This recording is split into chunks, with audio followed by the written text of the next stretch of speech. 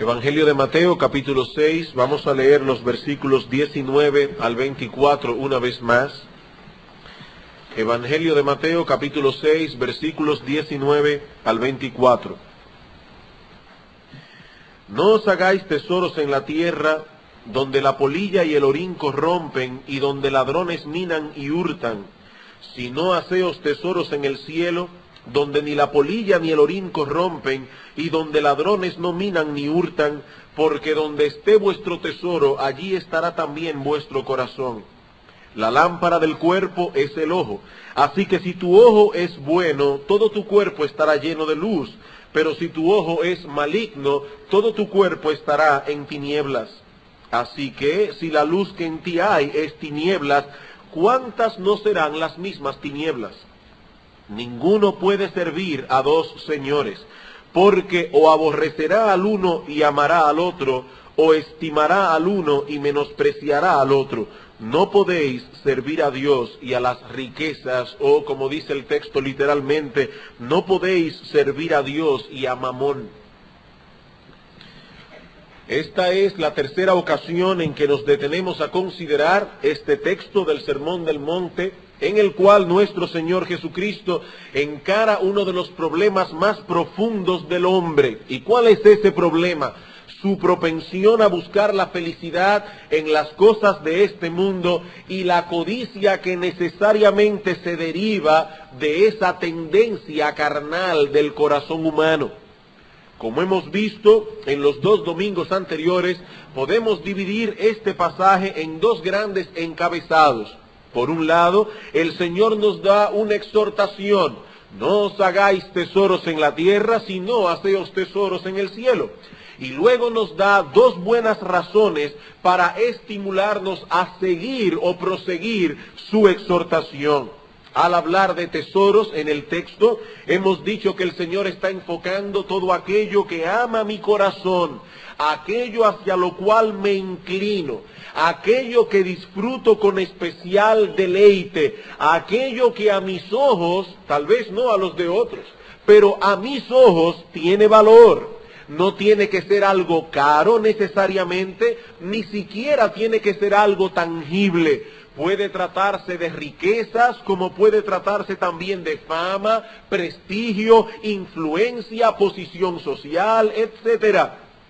Y lo que nuestro Señor nos enseña aquí en este texto es que no debemos vivir con la meta de acumular tales cosas, como si nuestra felicidad dependiera de ello. No hagan del fin de vuestra existencia en este mundo el acumular cosas terrenales, ya sea dinero, amigos, fama, prestigio, deleite, influencia o cualquier otra cosa que no podamos llevarla con nosotros después de la muerte. ¿Y qué debemos hacer? En cambio, hacer tesoros en el cielo. ¿Y eso qué significa? Es hacer en la tierra cualquier cosa cuyos efectos duren por la eternidad. Un tesoro celestial es todo aquello que hace el creyente aquí en la tierra, pero que tiene repercusiones eternas. ¿Cómo qué cosas, por ejemplo?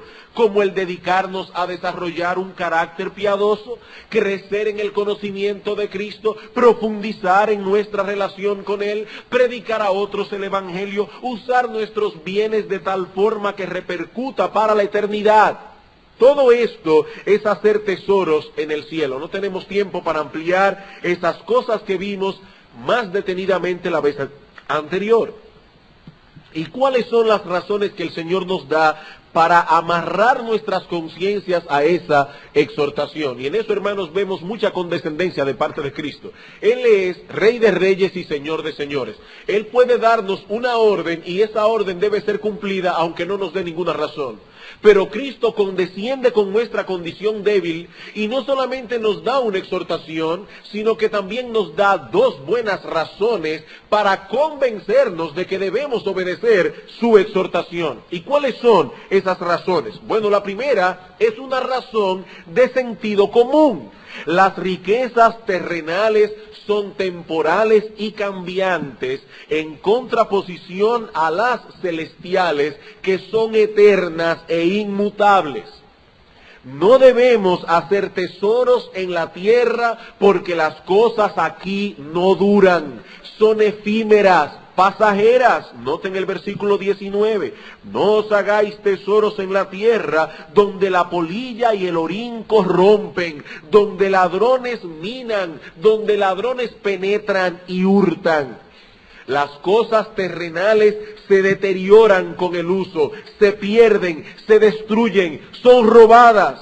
Y si tenemos la dicha de conservarlas con nosotros hasta el día de la muerte, llega un momento en que esas cosas terrenales dejan de satisfacer, nos cansamos de ellas, y lo peor de todo es que no podremos llevarlas con nosotros cuando lleguemos al final de esta vida terrenal. Desnudos salimos del vientre de nuestra madre, desnudos saldremos de este mundo, sin nada. Así que es una razón de sentido común. Solo las riquezas celestiales, dice Cristo, duran para siempre. Allí la polilla y el orín no pueden corromper. Los ladrones no pueden penetrar y hurtar. Dice Pablo en 2 Corintios capítulo 4, versículo 18, que las cosas que se ven son temporales. Todo lo que ve nuestros ojos es temporal, pero las cosas que no se ven son eternas. Dedicar nuestra existencia a hacer tesoros en esta tierra, eso es tan insensato, eso es tan, perdonen la palabra, tan estúpido como dedicar todo nuestro dinero, invertir nuestro dinero en un negocio que sabemos con certeza que fracasará.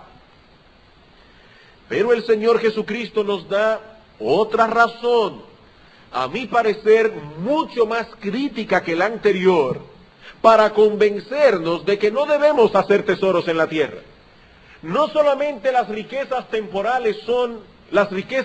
terrenales son temporales e inciertas, sino que hay una segunda razón en nuestro texto, y repito, mucho más crítica que la anterior. ¿Cuál es esa razón? Bueno, no debemos hacer tesoros en la tierra, sino en el cielo, porque nuestros tesoros dominan por completo nuestra personalidad. Porque nuestros tesoros dominan por completo nuestra personalidad. Esa es básicamente la enseñanza de Cristo en los versículos 21 al 24. Nuestros tesoros dominan por completo nuestro ser. Sea lo que sea que estemos atesorando, debemos saber esto: nuestros tesoros determinarán el curso de nuestra existencia en este mundo. Y hermanos, como pastor que soy de esta congregación, debo confesar que tengo especial interés en el sermón de hoy. Y quiera el Señor que el Espíritu de Dios pueda ayudar al expositor de la palabra en esta mañana, de poder abrir las Escrituras y de poder amarrar nuestras conciencias a lo que este texto enseña. He aquí, hermanos, en estos versículos, una enseñanza bíblica de enorme, y no puedo usar otra palabra, de enorme importancia, de enorme y vital trascendencia para nuestro crecimiento en gracia. Por causa de nuestra constitución como seres humanos, nuestros intereses ejercen sobre nosotros una influencia muy poderosa, una influencia tal que determinará en muchos sentidos el curso de nuestra vida en este mundo. Noten cómo el Señor plantea este asunto en nuestro texto, comenzando por la influencia que ejercen nuestros intereses en el corazón. Versículo 21. No os hagáis tesoros en la tierra, sino en el cielo. ¿Por qué? Porque donde esté vuestro tesoro, allí estará vuestro corazón. No debemos hacer tesoros en la tierra, sino en el cielo, porque donde esté nuestro tesoro, según aquello que nosotros amemos, valoremos, estimemos, confiemos, nos deleitemos, allí estará nuestro corazón.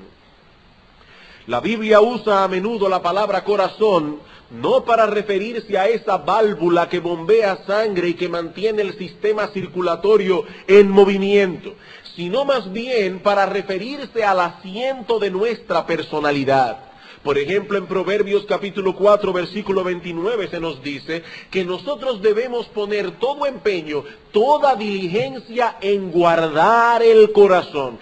Que debemos guardar el corazón con más cuidado que lo que ponemos en guardar cualquier otra cosa. ¿Y por qué? Porque de él mana la vida, porque de él fluye la vida. Lo que pensamos, lo que sentimos, lo que decidimos, todo eso fluye del corazón.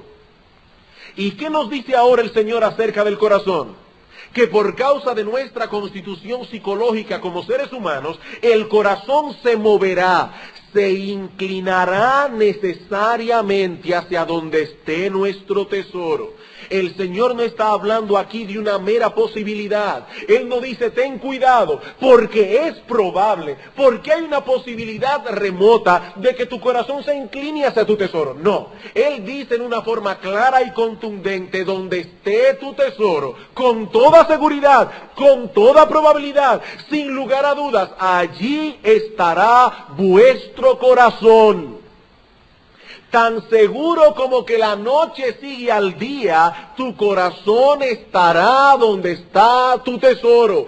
Se inclinará hacia aquello que tú valoras. Allí correrán tus pensamientos. Allí descansarán tus afectos. En base a ello tomarás tus decisiones.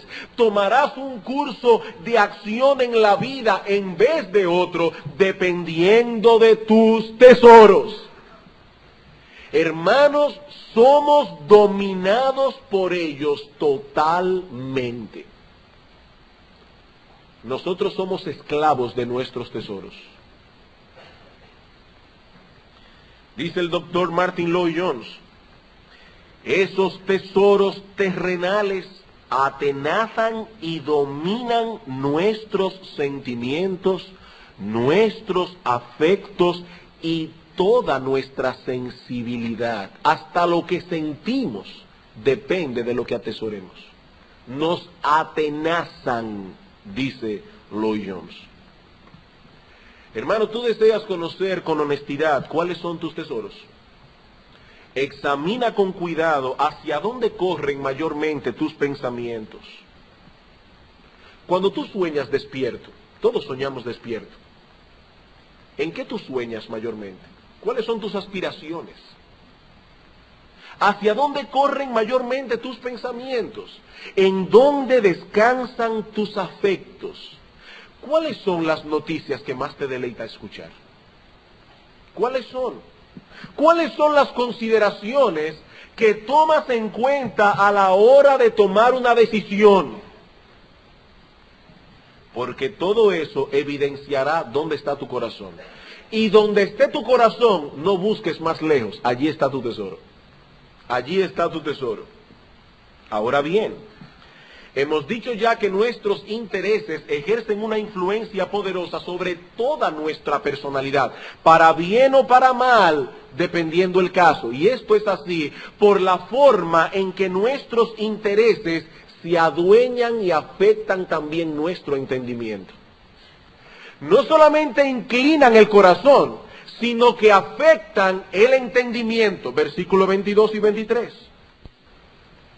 La lámpara del cuerpo es el ojo. Así que si tu ojo es bueno, todo tu cuerpo estará lleno de luz. Pero si tu ojo es maligno, todo tu cuerpo estará en tinieblas. Así que si la luz que en ti hay es tinieblas, ¿cuántas no serán las mismas tinieblas?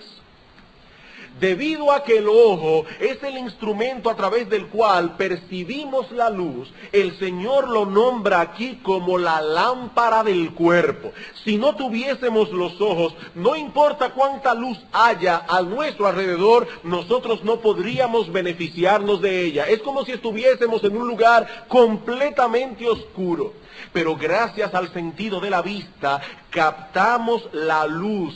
Y porque captamos la luz, podemos caminar sin tropiezos y desenvolvernos normalmente en esta vida.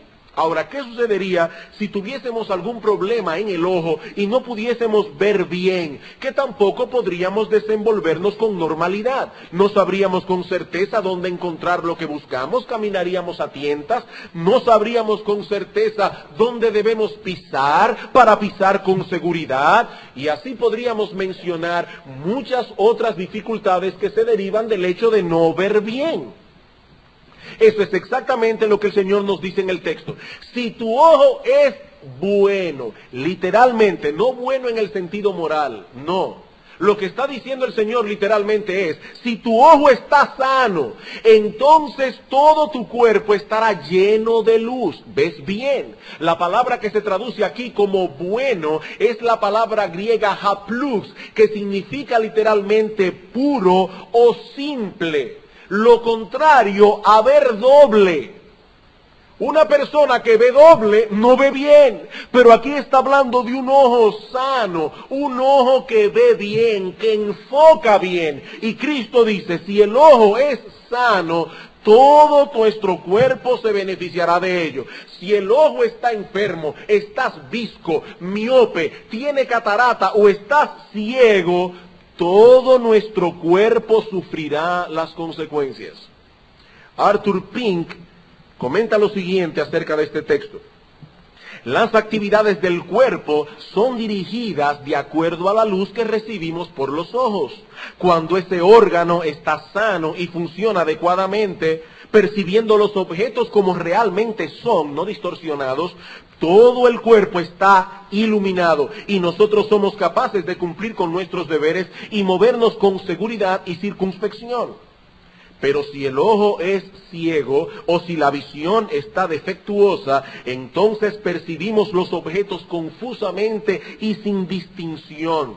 Y entonces tropezamos como si estuviésemos en la oscuridad y no podemos realizar nuestra tarea o nuestros movimientos apropiadamente, estando continuamente en peligro de perder el camino o de correr hacia el peligro. Una persona que no ve bien tiene el peligro de perder el camino o aún de salir corriendo hacia algo peligroso. Y alguien dirá, pastor, ¿y qué tiene todo eso que ver con el tema que nuestro Señor Jesucristo enfoca en el texto acerca de la codicia? Hermanos, tiene mucho que ver.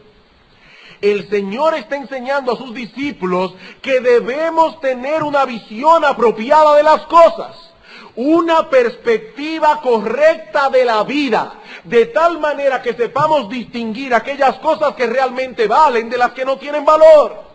Y ahora dice, si poseen un entendimiento, porque el entendimiento es el ojo del alma, si poseen un entendimiento claro de las cosas, si ven la vida bajo la perspectiva que debéis tener, todo vuestro ser se beneficiará de esa visión clara y saludable de las cosas.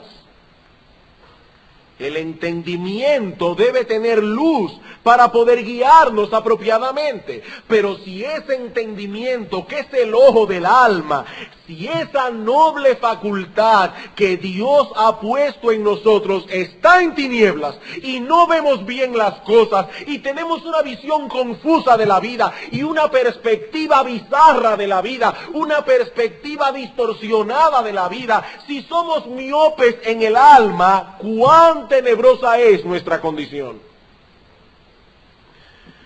Cuando el entendimiento tiene luz, la luz de la palabra de Dios, la luz que nos permite ver las cosas tal cual son, la luz que nos permite darle valor a lo que tiene valor y no darle valor a lo que no lo tiene. Cuando el entendimiento tiene esa luz, todo cae en su lugar. Todo cae en su lugar. Distinguimos claramente la verdad del error, distinguimos claramente lo que es real de una mera fantasía. Y cuando un hombre puede distinguir las cosas de este mundo de ese modo, no pierde su tiempo haciendo tesoros en la tierra, buscando la felicidad en cosas que no pueden darla. Es entonces cuando los afectos son colocados en el lugar correcto, lo mismo que nuestros pensamientos, y eso nos permite tomar decisiones acertadas. Todo nuestro ser está lleno de luz. Pero si la ambición por las cosas terrenales se adueña del corazón, ya no vemos claramente. Estamos en tinieblas. Por eso no debemos hacer tesoros en la tierra, porque nuestros tesoros dominan por completo nuestra personalidad, dominan e inclinan el corazón, afectan el entendimiento y somos gente miope. Pero más aún, el Señor dice en el texto que nuestros tesoros se adueñan también de la voluntad. Fíjense cómo va caminando el asunto. Primero el corazón, el entendimiento y ahora la voluntad. Versículo 24.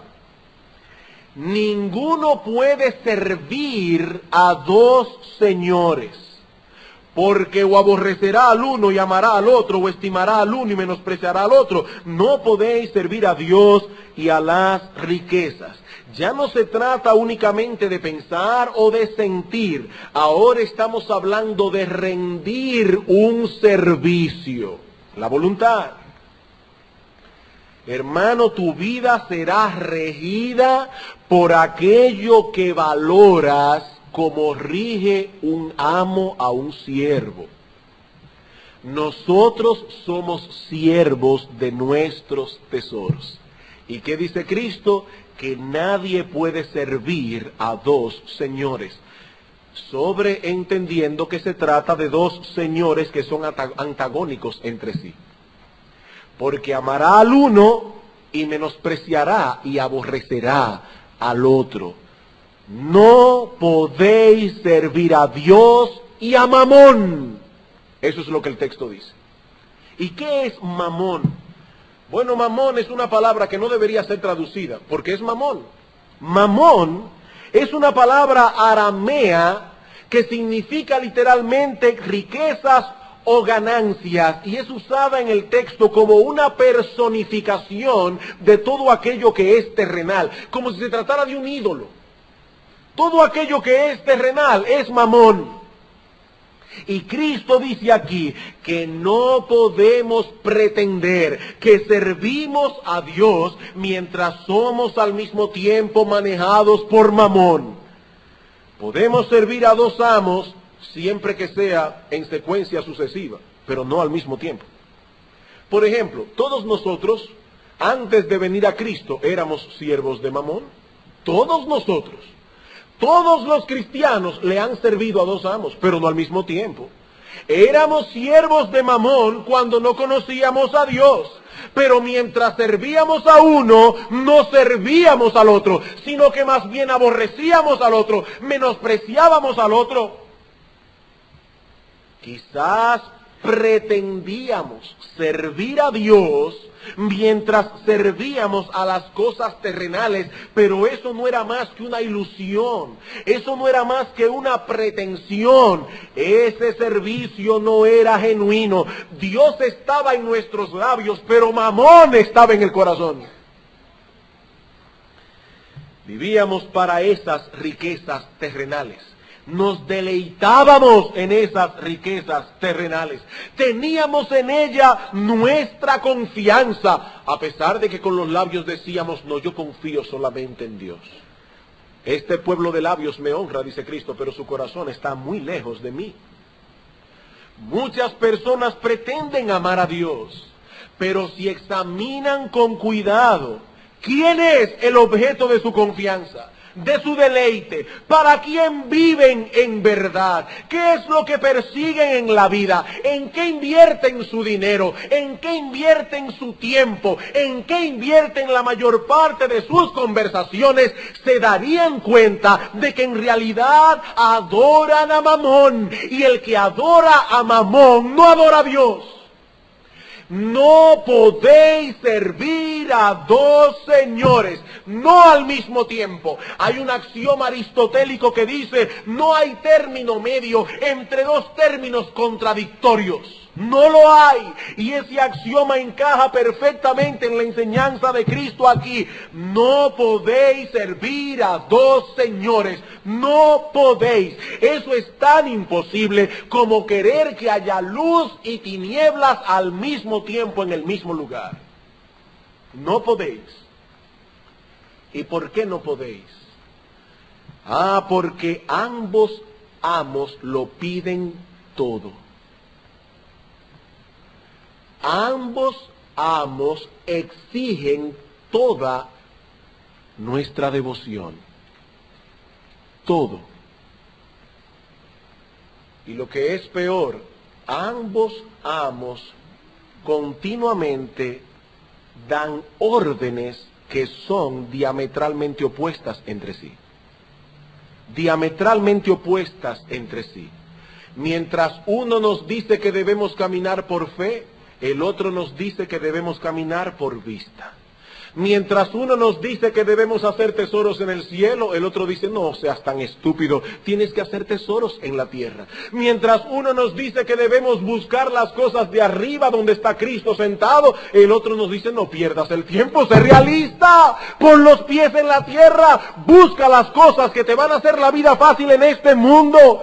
Mientras uno nos dice que debemos ver y buscar las cosas que no se ven, el otro nos dice que debemos buscar las cosas que se ven. Uno nos dice que debemos vivir por cosas que son eternas, el otro por cosas que son temporales. Uno nos dice que no debemos estar ansiosos por nada, y el otro nos dice que debemos estar ansiosos por todo. Uno nos dice que debemos estar contentos con lo que tenemos ahora, y el otro nos dice que debemos desear todo lo que nuestros ojos ven. Uno nos dice que debemos ser prontos para dar y compartir, mientras el otro nos dice que debemos retener cuanto podamos. Uno nos dice que debemos buscar la felicidad en el Creador, mientras el otro nos dice que debemos buscarlo en lo creado. ¿Se dan cuenta, hermanos? No se puede servir a dos señores así. No se puede. Nosotros podríamos servir a dos señores si esos dos señores estuvieran de acuerdo. Por ejemplo, a los hijos se les manda obedecer a sus padres, a la vez que obedecen a Dios, pero está presuponiendo que esos padres son el vicerregente de Dios. A nosotros se nos manda obedecer dos señores siempre y cuando esos dos señores están de acuerdo. Si un rey le da órdenes a un general, el soldado tiene que obedecer al general y a su vez está obedeciendo al rey. Pero aquí estamos hablando de dos amos que piensan exactamente opuesto entre sí. Estamos hablando de dos amos que son antagónicos. Por algo dice Santiago que el que quiera ser amigo del mundo, que no se engañe a sí mismo, es un enemigo de Dios. Es un enemigo de Dios.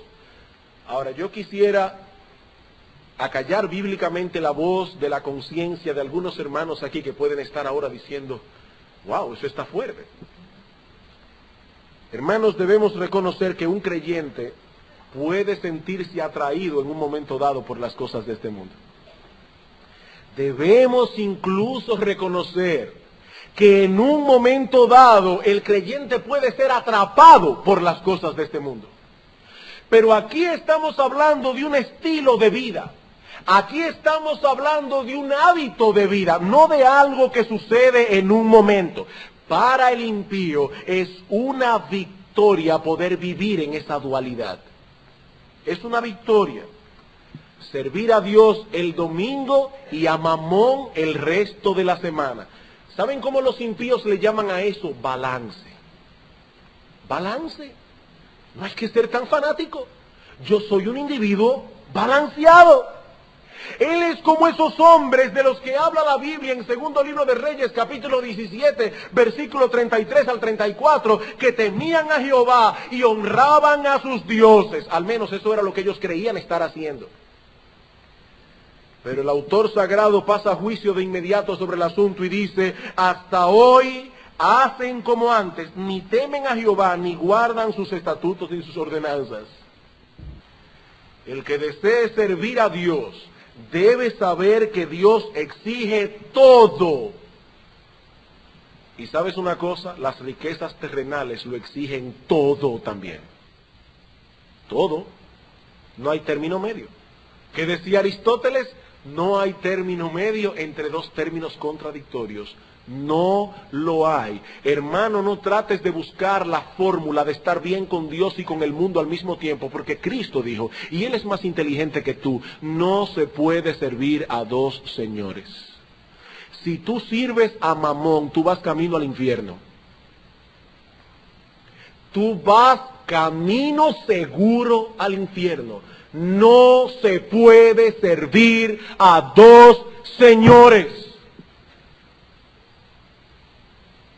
Y aunque el creyente en ocasiones es atrapado por las cosas de este mundo, el verdadero cristiano resiente esa dualidad, lo resiente en su interior. Para él no es una victoria, él lo considera una derrota. ¿Por qué no debemos hacer tesoros en la tierra sino en el cielo? En primer lugar, porque las riquezas terrenales son temporales e inciertas. En segundo lugar, porque nuestro tesoro domina por completo nuestra personalidad, nuestro corazón, nuestro entendimiento, nuestra voluntad. He ahí la enseñanza de nuestro texto. Pero eso no quiere decir que acabamos. Ahora, en los minutos que nos restan, quisiera considerar con ustedes algunas enseñanzas indirectas que podemos derivar del texto. Noten, ya vimos lo que el texto significa directamente, pero ahora vamos a extraer del texto algunas enseñanzas indirectas, y más específicamente 3 enseñanzas indirectas que se derivan del texto. Primera enseñanza indirecta. Hermanos, este texto nos enseña lo terrible y detestable que es el pecado. Lo terrible y detestable que es el pecado. Si observamos nuestro texto con cuidado, veremos que el Señor descubre allí, delante de nuestros ojos, la cara oculta del pecado. Aquel aspecto terrible y detestable que el pecado esconde de nosotros para hacerse codiciable a nuestros ojos. Por ejemplo, una de las cosas que advertimos en el texto, y aquí voy a usar una vez más las palabras del doctor Lloyd Jones, es que el pecado produce un efecto totalmente perturbador en el equilibrio normal del hombre y en el funcionamiento normal de sus facultades. Voy a repetirlo otra vez. El pecado produce un efecto totalmente perturbador en el equilibrio normal, en el equilibrio psicológico del hombre y en el funcionamiento normal de sus facultades. Dios hizo al hombre con 3 ingredientes que nos diferencian de los animales, de los seres irracionales. ¿Cuáles son? Nosotros tenemos inteligencia, nosotros tenemos afectos, emociones, sensibilidad, nosotros tenemos voluntad. Y de esos 3, intelecto, emoción y voluntad, el Señor nuestro Dios colocó el intelecto, colocó la mente, el entendimiento como la parte rectora del hombre. Debía ser el intelecto, la mente, el entendimiento lo que nos gobernara. ¿Y cómo debía funcionar el hombre? Bueno, debía funcionar de esta manera. La mente captaría una verdad, percibiría y analizaría todas las cosas, y el entendimiento de las cosas movería nuestros afectos y sentimientos. Y luego que nuestros afectos y sentimientos han sido movidos, entonces entra en juego la voluntad, la capacidad de tomar decisiones en base a aquello que deseamos de acuerdo con el entendimiento adquirido. Ya yo sé lo que es bueno para mí, ya yo sé lo que es bueno para otros, ya yo sé lo que agrado a Dios, eso es lo que deseo y eso es lo que decido hacer. ¿Ven ustedes cómo Dios creó al hombre en su estado original? Vuelvo a repetir, la mente capta una verdad. Ya yo sé lo que es bueno para mí, ya yo sé lo que es bueno para otros, ya yo sé lo que agrada a Dios. Y como lo sé, lo deseo. Y ahora tomo la decisión de hacer aquello que deseo en base al entendimiento adquirido. Qué bueno sería si el hombre funcionara así, no habría problemas. no habría problemas. Si el intelecto, el entendimiento, iluminado por la revelación bíblica, gobernara al hombre, no habría pecado en el mundo, no habría problemas. Pero ¿qué sucedió? El pecado entró en escena. El pecado entró en el mundo. Y de inmediato ese equilibrio, ese orden fue alterado. Como alguien ha dicho, el hombre como resultado del pecado y de la caída ya no se gobierna por la mente y la comprensión, se gobierna por sus deseos, sus afectos y placeres. Veamos cómo funciona esto a la luz del pasaje que estamos estudiando. Cuando digo que no habría pecado en el mundo, estoy presuponiendo que el pecado no ha entrado en el mundo, porque desde que el pecado entra en el mundo, ya el pecado lo domina todo y el hombre va a pecar. El Señor dice en nuestro texto, no os hagáis tesoros en la tierra. ¿Por qué? Porque las cosas terrenales no duran.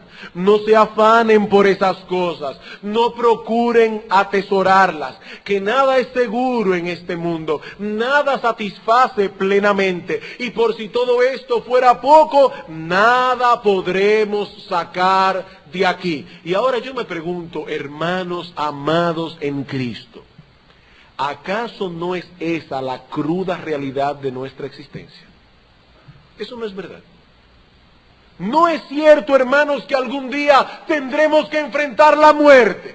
Podría ser hoy, podría ser mañana, dentro de 20 años, no importa. Tarde o temprano llegará. Esa es la cruda realidad de nuestra existencia. Pero ahora, hermanos, seamos honestos. ¿Domina esa verdad nuestra vida?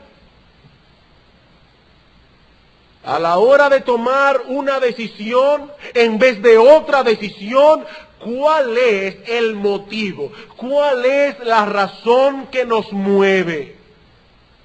¿De cuál lado nos inclinamos? ¿Buscamos aquello que no se ve, las cosas de arriba, los tesoros celestiales? ¿O procuramos más bien aquello que se puede palpar, aquello que nos brinda una satisfacción aquí y ahora? Hermanos, el entendimiento está entenebrecido por causa del pecado y consecuentemente los afectos, las pasiones, los deseos han tomado prioridad. Miramos alrededor y ¿qué vemos? ¿Qué vemos? Testimonio tras testimonio que demuestran hasta la saciedad que las cosas de este mundo no hacen feliz a nadie. Eso no es lo que vemos a diario. Eso no es lo que vemos a diario. Muchas personas ricas y muy miserables, sea riquezas, fama, prestigio, influencia, placeres, popularidad, nada llena y nosotros lo sabemos, pero es como si no lo supiéramos. Lo vemos y no lo vemos. Si tu ojo está en tinieblas, ¿qué vas a ver? Lo vemos y no lo vemos. Pero eso trae otra consecuencia. Como somos movidos mayormente por nuestros afectos, por nuestros apetitos y no por nuestro entendimiento, al final quedamos esclavizados de ciertos objetos que deberían ser nuestros siervos. Terminamos siendo siervos de aquello que atesoramos. Y ahí vemos a ese pobre hombre dedicado a hacer tesoros en la tierra, pero el pobre miserable no se da cuenta como poco a poco esas cosas comienzan a esclavizarlo. Primero toman su corazón, de ahí pasan al entendimiento y luego la voluntad. De modo que esos objetos que fueron dados por Dios en su bondad para nuestro deleite se convierten ahora en tiranos. En tiranos. Somos tiranos del vientre, somos tiranos de la ropa, o mejor dicho, la ropa nos tiraniza, el vientre nos tiraniza, las cosas de este mundo nos tiranizan. cosas que Dios nos ha dado para nuestro deleite. Se han convertido en amos. Somos dominados por el apetito que tenemos por tales cosas. Y si permanecemos en esa esclavitud, solo una cosa nos espera: la destrucción total. La destrucción total. Nunca olviden eso. La meta del pecado es destruirnos por completo. Y el doctor Lloyd Jones explica este proceso mejor de lo que yo puedo hacerlo, así que voy a valerme una vez más de sus palabras. Dice él: el demonio odia a Dios con todo su ser y no tiene sino un solo objetivo y ambición. ¿Saben cuál es la ambición de Satanás? Echar a perder y a arruinar todo lo que Dios ha hecho y en lo cual Él se deleita. En otras palabras, persigue sobre todo la ruina del hombre y del mundo. Y ahora se pregunta él: ¿cómo arruina el pecado al hombre? La respuesta la encontramos en estos versículos, dice el doctor Lloyd Jones. Arruina al hombre en el sentido de que, habiendo pasado la vida en atesorar ciertas cosas en la tierra, al final se encuentra que no tiene nada. Nada. Después de atesorar para sí tesoros en la tierra, donde la polilla y el orín corrompen, y hay ladrones que minan y hurtan, se encuentra frente a frente con la muerte, el adversario más poderoso de todos. Y entonces este pobre hombre destrozado, que ha vivido para todas esas cosas, ve de repente que no tiene nada, nada. Está despojado de todo y sin nada más que un alma desnuda. Y ustedes quieren una ruina más grande que esa.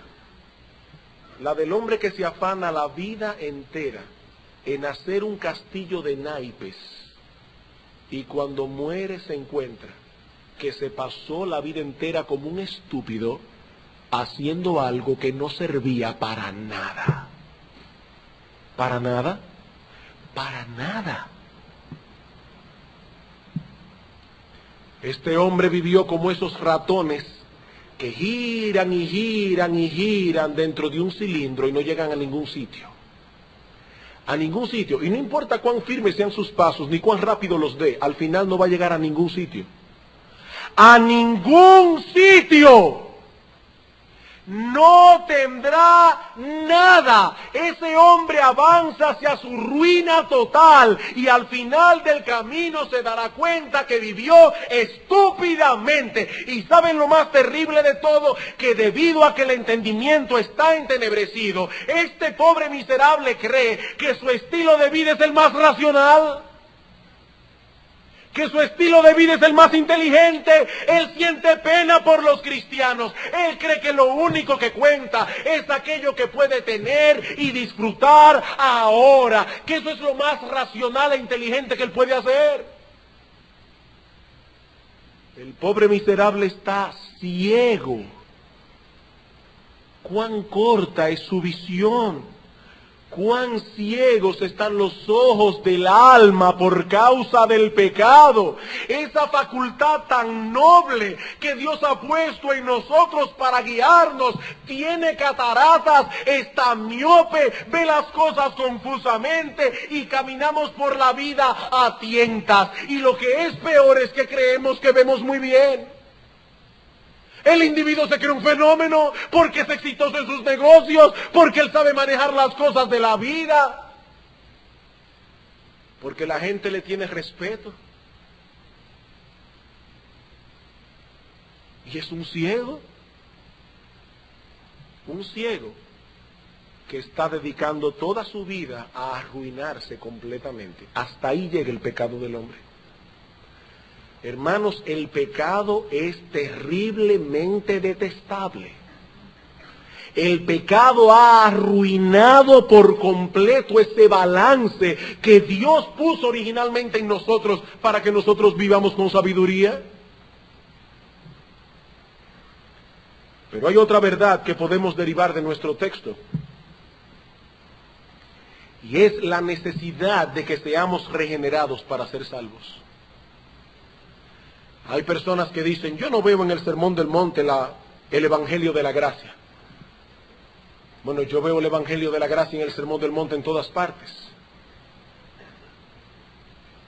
Hermanos, de acuerdo a este texto, necesitamos ser regenerados para ser salvos.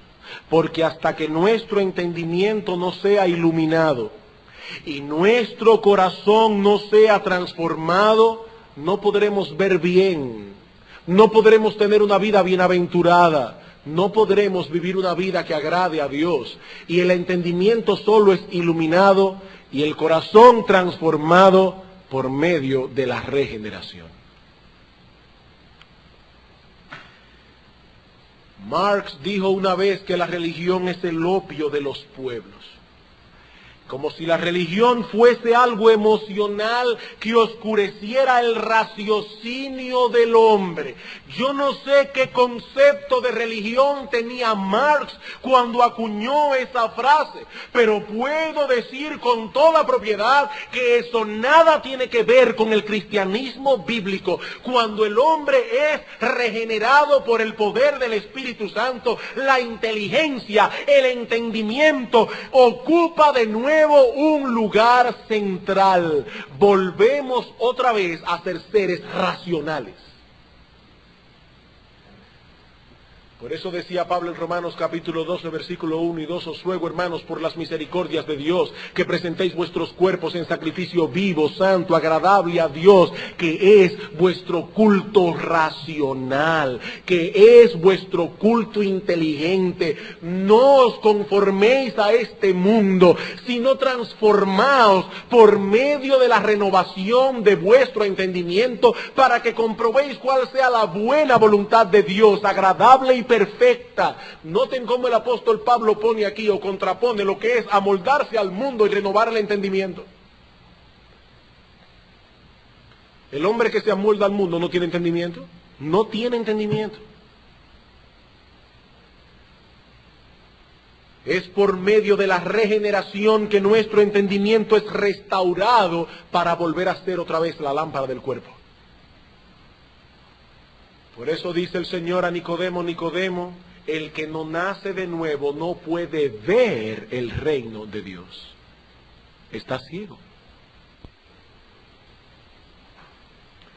En 2 Corintios capítulo 4, versículo 4 dice el Señor, dice el apóstol Pablo, en los cuales el Dios de este siglo cegó el entendimiento de los incrédulos, para que no les resplandezca la luz del evangelio de la gloria de Cristo, el cual es la imagen de Dios. Versículo 6, porque Dios que mandó que de las tinieblas resplandeciese la luz, es el que resplandeció en nuestros corazones para iluminación del conocimiento de la gloria de Dios en la faz de Jesucristo. ¿Significa eso, hermano, que tan pronto somos regenerados, el entendimiento es iluminado y ya no tenemos más problemas con las ambiciones de este mundo, como lo vemos todos tan claramente? No, no. Y eso nos lleva a nuestra tercera enseñanza indirecta, y es la urgente necesidad que tenemos de vivir por fe. La urgente necesidad que tenemos de vivir por fe. El hecho de que nuestro entendimiento haya sido restaurado, eso no quiere decir que no tengamos todavía, por causa del pecado remanente, una propensión poderosa a poner nuestros afectos en otros objetos fuera de Dios. Si vamos a obedecer el mandato de Cristo en nuestro texto, tenemos que vivir como Moisés, viendo al invisible todo el tiempo. Todo el tiempo. Hermanos, el asunto no es creerlo hoy. Muchos de ustedes están ahora mismo convencidos diciendo, eso es verdad, eso es verdad. Sí, pero el asunto no es creerlo hoy, es seguirlo creyendo mañana y pasado. Y cada vez que tengamos que tomar una decisión, porque hoy lo vemos claro, pero cuando nos encontremos mañana en una disyuntiva y tengamos que tomar una decisión que afectará por un lado nuestras almas y por el otro nuestra vida terrenal, entonces comenzará una batalla en nuestro interior. Sí, ahora lo vemos claro. Yo quiero saber si tú lo vas a seguir viendo tan claro cuando tengan que pagar tus impuestos, por ejemplo. Sí, yo sé que debo pagar mis impuestos. Pero si lo hago, ¿qué sucederá entonces con este proyecto que tenía en mente de ampliar mi negocio? O de dar un viaje en el verano, o de ampliar mi casa, o de cambiar el carro. Oh sí, yo sé que debo sacar tiempo para leer buena literatura cristiana, pero es que llego cansado del trabajo y me es más fácil embrutecerme viendo televisión. Sí, yo sé que la mujer debe dedicarse a cuidar de la casa y de sus hijos, pero entiéndame, hermano, yo sé que no nos moriríamos si yo no trabajara fuera de la casa, pero tampoco podría entrar cierto dinero extra para poder comprar ciertas cosas que deseamos tener. Y así podríamos seguir con una lista interminable de cosas. Cosas que afectarán nuestras almas, la educación de nuestros hijos, nuestro testimonio como cristianos en el mundo, nuestra involucración en la iglesia, el uso de nuestros bienes, el uso de nuestro tiempo. Día tras día tenemos que enfrentar estas cosas. Hermanos, tenemos que hacer un esfuerzo consciente por mantener bien abiertos los ojos del alma. ¿Saben para qué? Para andar por fe y no por vista. Para andar por fe conforme al nuevo entendimiento que tenemos de las cosas. Hermanos, que el Señor nos conceda en esta mañana el que podamos evaluarnos con objetividad, con honestidad, de manera que podamos responder esta pregunta: ¿estoy yo haciendo tesoros en el cielo o en la tierra? ¿Estoy yo haciendo tesoros en el cielo o en la tierra?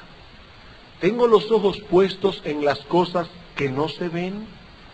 Son esas cosas eternas las que determinan mi modo de vida. No lo olviden, hermanos, las cosas terrenales son temporales y pasajeras. Y lo que es más crítico aún, no olvides que nuestros tesoros dominan por completo nuestra personalidad. He ahí dos buenos argumentos que deberían movernos a cordura. Vamos a orar.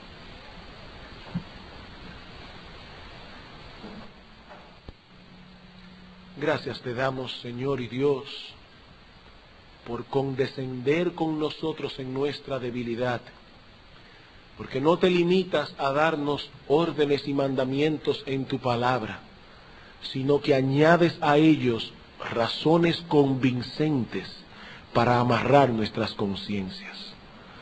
Oh Dios, y al haber concluido de estudiar este pasaje acerca de la codicia en el Sermón del Monte, una vez más queremos implorarte, percibiendo esos movimientos de nuestras almas como tienden a las cosas de este mundo, te pedimos, oh Señor, aparta nuestros ojos que no vean la vanidad. Oh Dios, aparta nuestros ojos, libéralos de la codicia. Ayúdanos, oh Señor, a vivir con los ojos puestos en Jesús, el autor y consumador de nuestra fe. Ayúdanos, oh Padre, para ser dominados por nuestro entendimiento iluminado por tu Espíritu y tu palabra, y que no sean nuestros afectos los que tomen el papel rector de nuestra vida. Ayúdanos, oh Padre, a vivir por fe y no por vista, para que demos testimonio de que ciertamente somos extranjeros y peregrinos en este mundo y que buscamos una ciudad que tiene fundamentos, cuyo arquitecto y constructor es Dios. Bendícenos, oh Señor, y tráenos esta tarde una vez más a escuchar tu santa y bendita palabra. Te lo imploramos en nombre de Cristo Jesús. Amén.